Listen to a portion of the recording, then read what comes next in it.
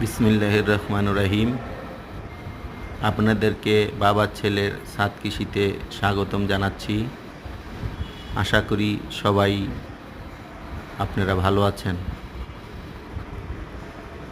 বাজারে এখন আলুর দাম মোটামুটি কম বন্ধুরা।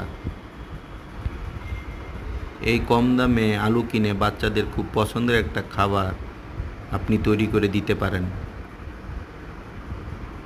বেশি ঝামেলা হবে না, অল্প সময়েই আপনি সেটা তৈরি করে দিতে পারেন। সেটা হচ্ছে আলু চিপস। আপনারা বাজার থেকে আলু কিনে সেই আলু ধুয়ে নিয়ে গোল করে কাটবেন। বেশি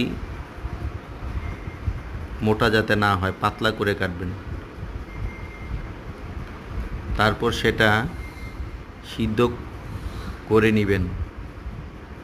এক বলক দিবেন, বেশি সিদ্ধ করা যাবে না। তারপর সিদ্ধ করা আলুটা ঠান্ডা করে রোদে শুকাতে দিবেন, ভিডিওতে দেখানোর পদ্ধতি করে, এবং ভালো করে শুকাবেন।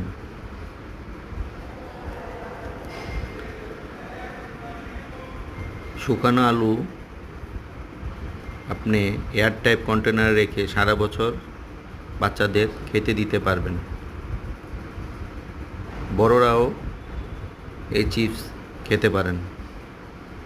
এই চিপসের সাথে একটু চাট মশলা দিতে পারেন, তাহলে আর অনেক খেতে সুস্বাদু হবে।